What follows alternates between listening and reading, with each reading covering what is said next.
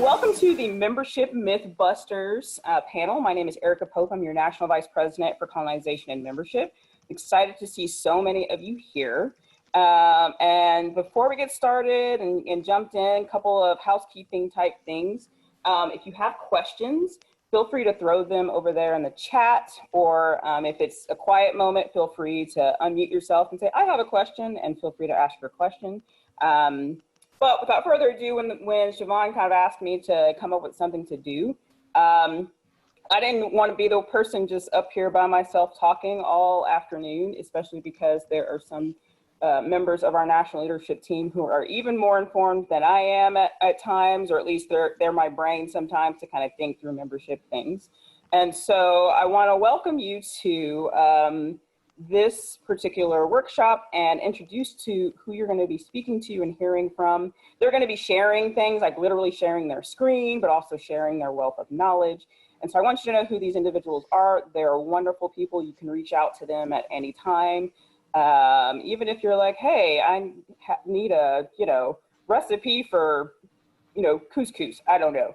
But they are fantastic people. So I did want to kind of introduce them and then kind of just jump in to everything. So first, we have Emily Donovan, who's a life member of the Eta Gamma chapter at Boston University, and she is also one of our TBS chapter visitation assistants. So feel free to wave as I call your name.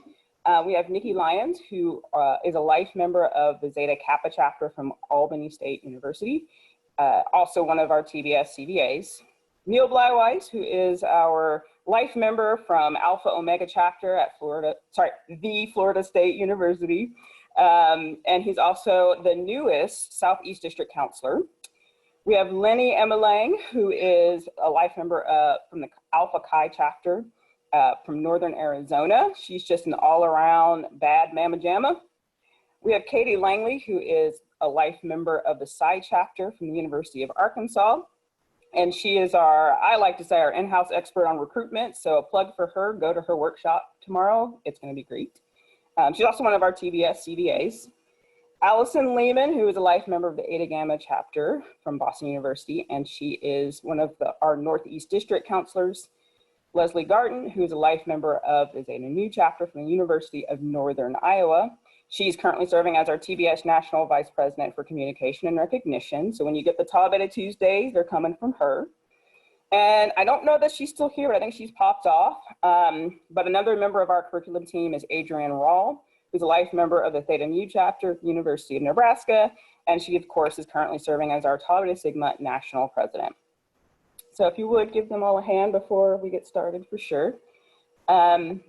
And what we're going to be talking about are a variety of things that come up throughout the years, that come up throughout particularly this school year, and they're membership myths. And what I mean by that are things that maybe chapters had a preconceived notion. Maybe it's because information was passed down to them from generation to generation, and so it wasn't necessarily correct back then. And so then, of course, when that knowledge is passed on, it kind of stays within a chapter. And so a lot of times it's not your fault for not knowing what is and what isn't accurate.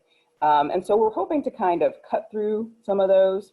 But also, the way we're going to do this is we're going to go evolutionary. So this is the evolution of membership from start to finish. So without further ado, I'm going to be the person who busts, and then we're going to have our panel of experts who are going to give you some pro tips and kind of present to you a methodology, if you will, of how to fix these things if that's how your chapter is already operating, or give you kind of some pointers or give you kind of some feedback, as well as kind of explain some of the reason why things are the way that they are. And the other part of this is there are going to be some interactive things. So some of our presenters have interactive stuff for you to do. So we want you to pay attention, definitely kind of unplug as much as you can from other things. And we want to be able to answer your questions as well. So we'll do a little bit of all of that today. And without further ado, myth number one, which we've compiled a list of about 15. We're going to try to get through as many as we can. But if we need to kind of jump ahead, we can as well, just to make sure the most important myths are broken. And at the end of this, one thing that we'll do is we actually have a working document that will pretty up a little bit. So for those of you who might be interested in hearing some of the things that we're going to talk about today, at the end, feel free to put your email in the chat area, and we'll actually pretty this up and send it out to you so that you have it. And we're also going to try to put something like this up on our YouTube channel as well. So without further ado, myth number 1. Recruitment is just the VPM's responsibility, and it's just not that hard. So the bust is, while the VPM may be in charge of overseeing the overall strategy and implementation of recruitment activities, it is the responsibility of the entire chapter to recruit new members for our organization. So, Katie, tell us a little bit about recruitment is just the VPM's responsibility and your methodology, of course, as to why that is not correct. Thanks, Erica. Who here thinks maybe their chapter does have that mentality that recruitment is just the VPM's job? Anybody? Anybody? Does this happen? Everybody just kind of step back, let the VPM handle it, and you know what? It'll just happen. Recruitment just happens, right? People just show up, take a bid, we got new members, great day, right? I wish it worked like that. But again, your VPM may be in charge of the overall strategy, just like Erica said, but it is the responsibility of the entire chapter to ensure that you are recruiting the best possible members for your organization. So what does that look like? The recruitment process, or at least the ideal recruitment processes start with establishing a strategy, establishing a plan, preparing your members, doing a lot of work with your recruitment events, and bringing it back to that personal responsibility, reaching out to people, talking to people. The best response I can give you is just ask yourself internally, why did I join? There might be a handful of people that say, I went to a fun recruitment event, or, wow, I just thought the ideals really spoke to me when I was a freshman. You know what? The answer is probably, I really connected with an individual sister, and that sister really inspired me to learn more about this organization, and then, hey, join. So that's why it's your responsibility. I'm challenging you, be that sister for a potential new member. That's it. Awesome. So how many of you, within your chapters, and this is kind of where we're talking about kind of the interactive part, and feel free to kind of unmute yourself and answer the question if you want to. Raise your hand if you're that Zoom tech savvy, if you want to raise your hand in that regard as well, or just raise your hand, because I think I see everyone's face today. How many of you, your chapter in particular, kind of has what I like to call kind of a congregational method to your recruitment, meaning all of your chapter members participate in that particular aspect of membership education, or at least recruitment. Anybody want to give us kind of your elevator speech? I think Beta, go for it. Lauren Allen, go for it. Unmute yourself. Tell us a little bit about that. How does that work? Can you repeat the question one more time just so I answer correctly? So what does the Beta chapter do as a group? Which I know the Beta chapter is huge. There's so many of you, okay? So how do y'all as a group, take the responsibility solely off the membership educator in terms of recruitment? So what are some of the things that as chapter members y'all take on as a group? How do you have what I was calling kind of that congregational recruitment, meaning everyone's taking their share of buy-in to making sure that they're recruiting the best members out of the band? So something that we started this past year is at the first couple of recruitment events, we had the interested members put their name and their phone number on a piece of paper, and then our VPMs typed them up and cut them out on little strips of paper, and then everybody who wasn't eligible to get a little, like the older classes, they drew names and phone numbers out of the bag at one meeting, and then every week we would just have them text the people that were interested and be like, hey, there's a rush event this weekend, I'll be there, do you need a ride? I'd love to see you there. That was really helpful, I think. Awesome. Very good. Does any other chapter have an aspect of that they want to share? I'm looking through for faces and hands and or anybody? Okay, no problem. So yeah, that is a great way. Like it kind of allows everyone to be a part of the process. And you feel like that as a chapter, having it that way, that everyone kind of feels invested into the recruitment process. Is that kind of the feeling that, you know, as a whole, the Beta chapter had, Lauren? Yeah, and it was like we didn't want the big and little pairs to form early, so we Mhm. gave the people that were going to be bigs like the opportunity to get to know everybody at the rush events, but then, you know, like the grand bigs and the great grand bigs like would know everybody anyway, you know? That's a good point. That's a really good point to be able to kind of make almost an organic relationship from the get-go, to where then when the transition into being members, that's from the very beginning. I like it. All right, cool. All right, so we're gonna go on to myth number 2. And this is probably one of my favorites to be debunked.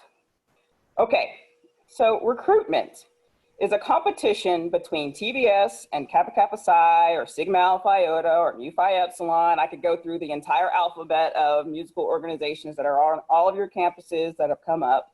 And for those of you who are familiar with like Stephen F. Austin University in Texas, they have like a zillion, even things I've never heard of, and somehow they harmoniously all are in the same area and are able to equally have membership. But that in mind, the bust there is, it can sometimes feel like a competition. Am I right? Oftentimes, the qualities that make a person an outstanding candidate for TBS also makes them an outstanding candidate in another organization, such as, you know, Phi Mu Alpha and Sigma Alpha Iota and Kappa Kappa Psi. But we, as Top Sigma members, should never encourage a competitive environment between organizations or make a potential new member feel pressured. That's probably one of my unfavorite things to hear about, is when somebody was interested in getting someone to join Tau Beta Sigma and they felt so uncomfortable by the way that somebody was trying to entice them to join, that we lost that member, and other organizations just in general lost that person as a member. So Katie, tell us a little bit about why we shouldn't do that, and yeah, how not to do that. That's a good thing too. Absolutely. Thanks again. And you know, I'm not going to ask you to admit if you feel this way, that, oh, it's a competition. I think, you know, sometimes it just, you know, that feeling comes up. That's kind of natural. We want to be strong. We want to have these great members. It's a natural desire, but we got to fight that and instead try to create this respectful environment that's not a competitive environment. What are some ways you can do that? Number one, focus on just getting to know a person as a person, not a potential candidate. That is a person. That's a fellow band member. Like, get to know them, make a genuine connection. That's how you're going to build that connection, and let this person is also trying to see if TBS is right for them. This isn't just about us fighting for somebody. They're making a big decision too. And the advice I always have, if someone asks you that tough question of, but I'm interested in both, or what's the difference? Why should I do this one instead? You know what you say? Wow, I'm so glad you're interested. You know, if you have questions about that organization, there's some people you can definitely talk to, but let me tell you about why TBS was the best decision for me and why I just still love it so much. So change your mindset. You're not recruiting against something else. You're recruiting for something. You're not competing against anybody else. You're competing against yourself to be the best darn representative of TBS you can be. Recruit for, not against. It's okay. It's a little scary, but you can do it. I believe in you. Awesome. So for those of you, I just kind of, again, I want to get some verbiage and some talking from you. What are some of the ways that your chapter combats having to compete for members? What are some of the things that you do with other musical organizations on your campus? Anybody want to raise their hand and talk a little bit about that? Danny, go for it, from Ada Row. Tell us how you guys do it. So JMU, we have a five-way Greek music org thing.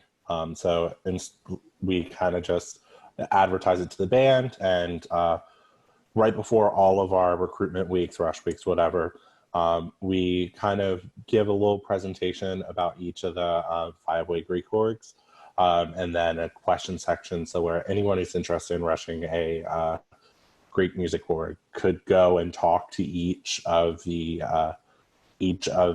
organizations at Tau Beta Sigma, Kappa Kappa Psi, PMA, that kind of stuff.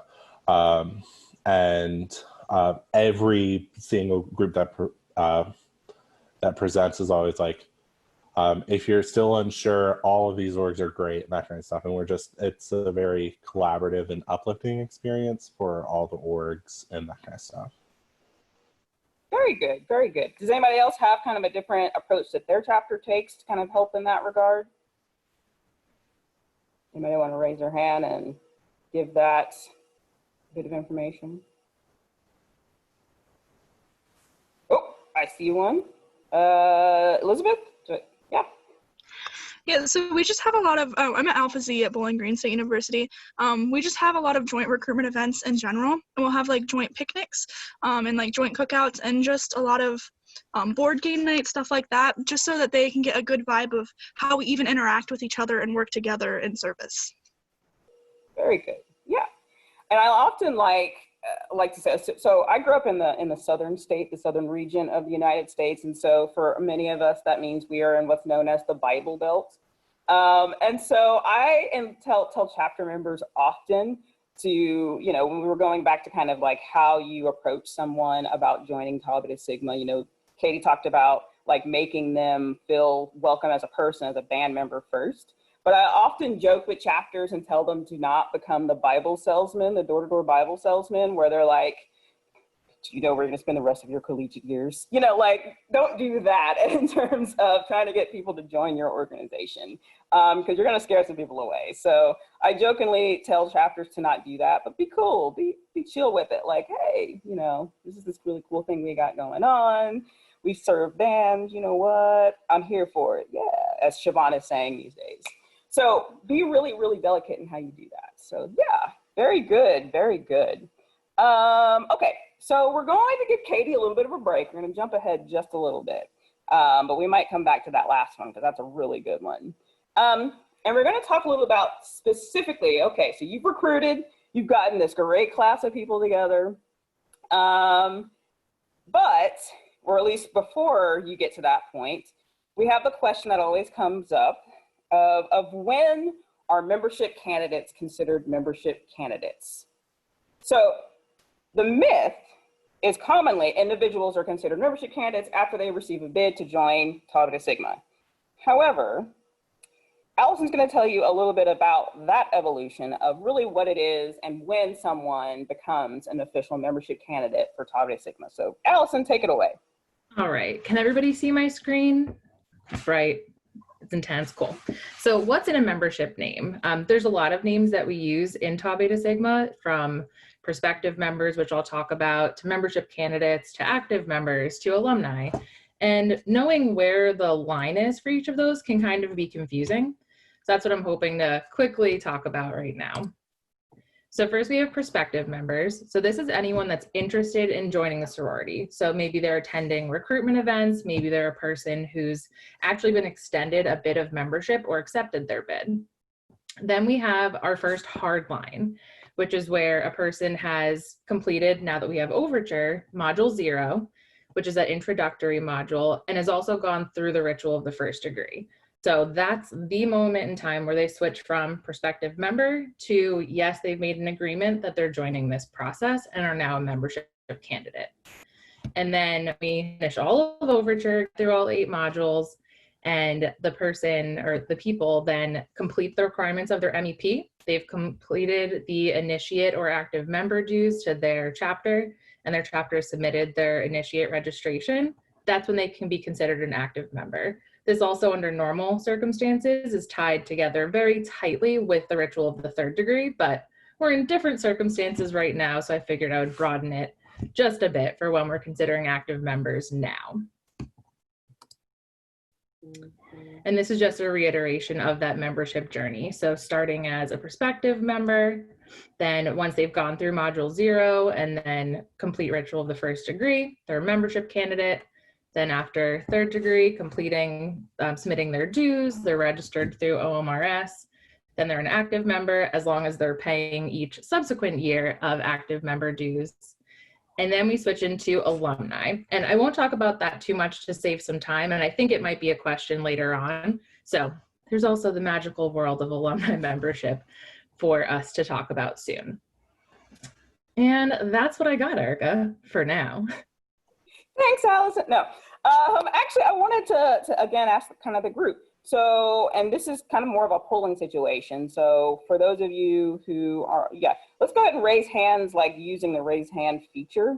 So how many of you refer to those people who are interested in being considered for membership candidacy? You think of them, you use the term, your chapter uses the term prospective member. I just kind of want to see a quick show of hands in that regard. Just kind of see what we're dealing with, or see kind of what the poll is. Okay, see a couple. All right. So a few, it's kind of spattered through. So particularly for those of you who don't, what are some of the terms that you use? And this is actually something you can type into the chat, because I just kind of want to see what that looks like. So what is the term you use for people who are interested in joining Tau Beta Sigma, or at least being considered a membership candidate, like to be considered for membership candidacy? So feel free to chat away, go. I just want to know. This is really more data for me. Shaylin is part of the team that collects all the data and all the things that deal with Tau Beta Sigma. And so this is always really good stuff for us. So I'm helping her do her homework. So there you go. So I see you call them rushies. Interested members, rushie or prospective members, so it's kind of interchangeable there in Eta Lambda chapter.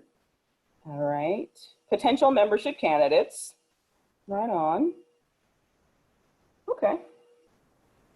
Prospective MCs, cool. Which is kind of, it actually almost makes more sense than just prospective member, because they have to be prospective to then become a candidate to then become a member. So that actually is a little bit probably closer to what actually happens. Okay.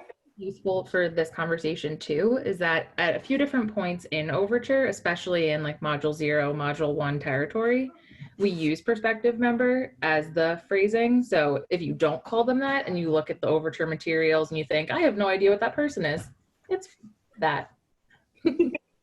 There you go. Thank you. See, and it's always nice to have one of the authors of Overture here on the call, because she can speak to what her motivation was whenever they were writing everything, helping to write everything. Very cool. All right. So we're going to give Allison a little bit of a break. She'll be back later, though. And so we're going to move on to our next topic that comes up a lot, and it's great. It's a great segue, actually, into Overture that Allison mentioned. So myth number 5 is we can do the modules of Overture in any order that we would like. And Leslie, who also is one of our authors, is going to debunk that myth. So Leslie, take it away. Cool. So the bust of this, the question that we get a lot is, well, why can't we? Like, we're used to what we teach is we always teach our chapter first. And so I just want to talk a little bit about when Overture was starting to be created, literally of the 2 years of time it took to start it and kind of create a document. 1 full year was just a discussion about what material should be taught, and then most importantly, the order for which it was taught. This was not done in haste or anything like that. There is lots of, not even argument, just lots of discussion on the purpose for this. It was very purposefully done. This order naturally puts a priority on what should be learned first: national, district, then chapter. This follows our mantra that this organization is bigger than ourselves. That's one thing we really wanted to point out with that. National programs comes first, district, chapter. Another purpose for this is it also gives the MCs or membership candidates or whatever you call them an order and time to bond further as they learn about their chapter at a later time in together. So hopefully that clarifies that situation a little bit.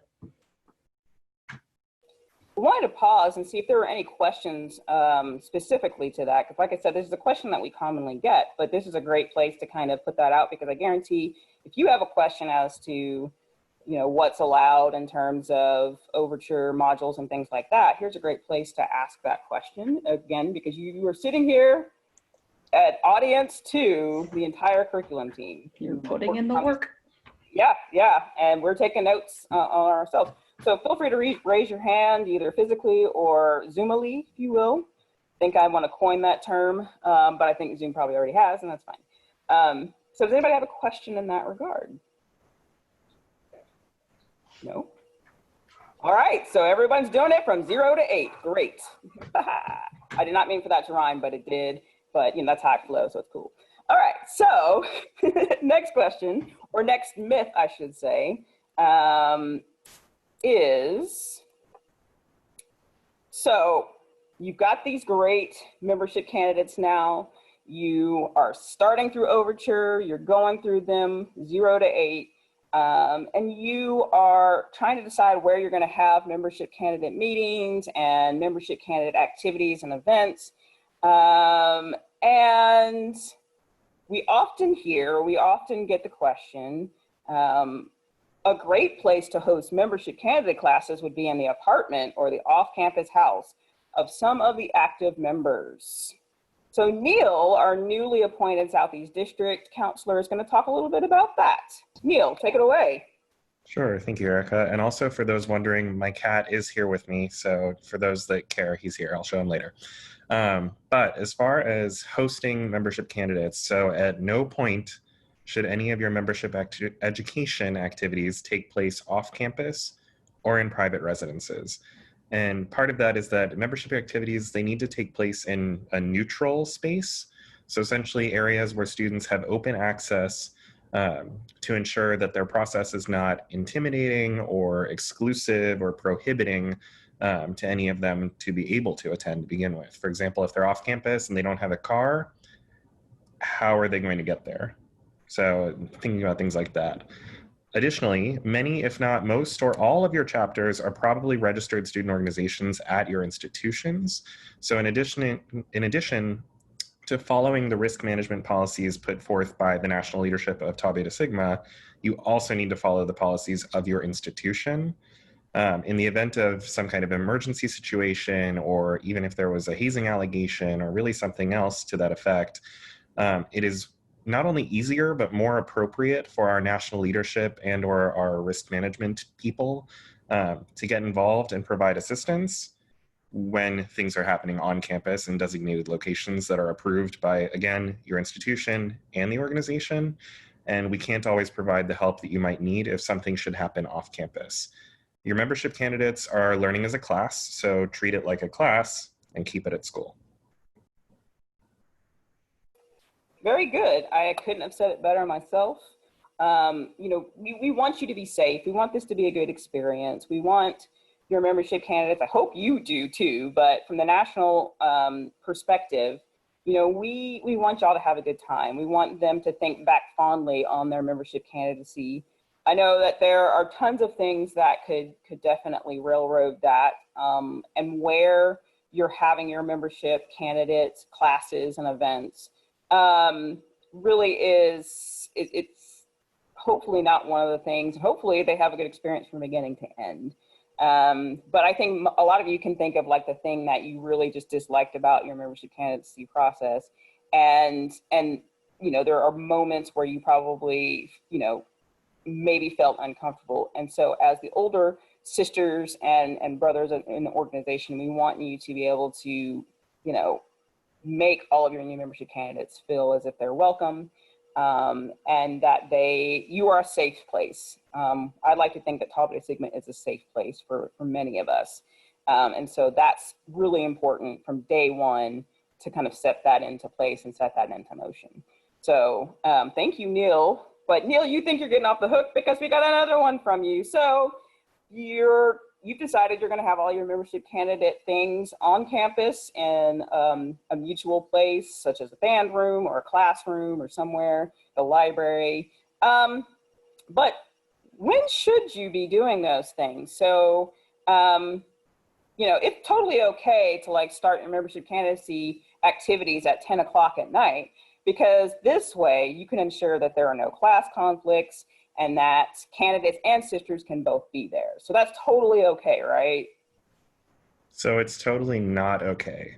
Partly because that's late, ain't nobody got time for that. Sleep is important, but also school comes first. And as an old person now, sleep is definitely important, but sleep matters.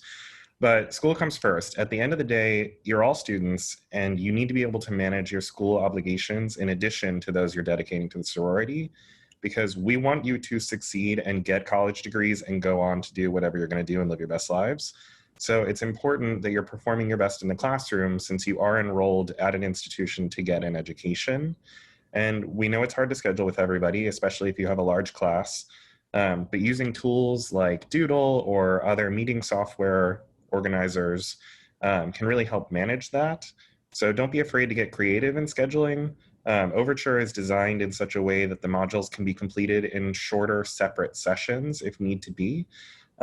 Just so that way, if you are worried about, okay, well, we don't have 2 hours to sit down together once a week, maybe, okay, we do have 3 separate 40-minute sessions we can do throughout the week or whatever. So don't be afraid to get creative in terms of how you go about scheduling. Just make sure that you're following the policies and the guidelines that we've put out as national leadership. And remember, school comes first. Don't stay up super late learning about membership education. Because the other part of that is you want like a fresh mind, or as fresh as you can get, because obviously your brain is full of band stuff. And for those of you who are like, biology majors, I can't even think about what's in your brain, like all across the spectrum, all the other things that are going on in your head, And so then we're going to throw this other thing in your brain, and we want to make sure that your membership candidates, that they get a good experience learning, and being able to grasp a lot of the material about Tau Beta Sigma. Doesn't mean they're going to get everything, no, but my goal, and hopefully the goal of everyone, and why I'm so excited that Overture exists now, is that I would love to be able to walk on any campus and have just a cool dialogue conversation with any member of Tau Beta Sigma about our ideals, about the history of the organization, like all the things that help build our sisterhood.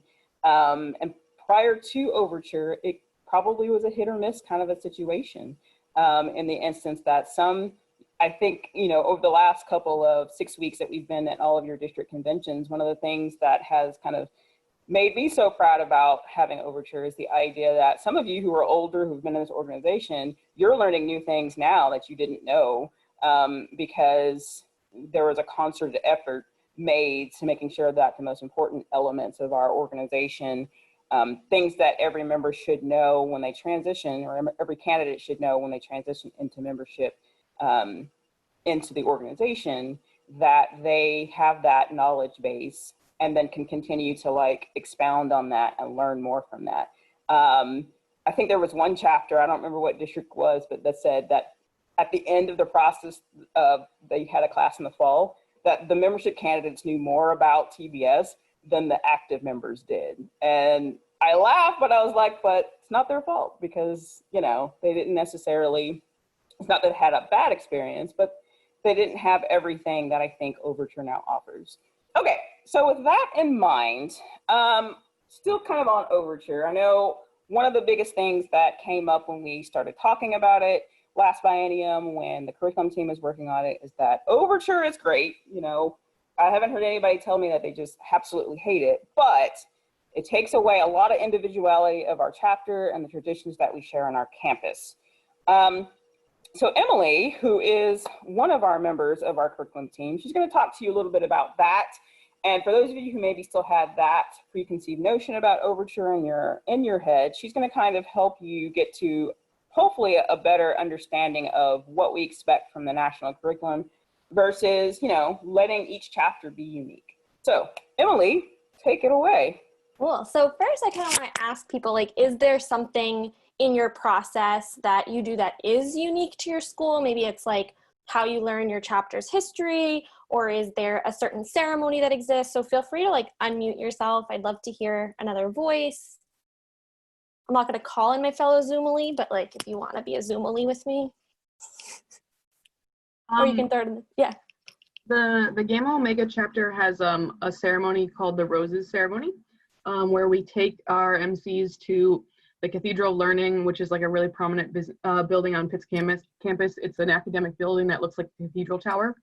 And we kind of take them to different floors and talk about how the departments housed on those floors and how they relate to both Pitt's history and their like how their time in the sisterhood will be shaped by those kind of values that are represented by each of the departments.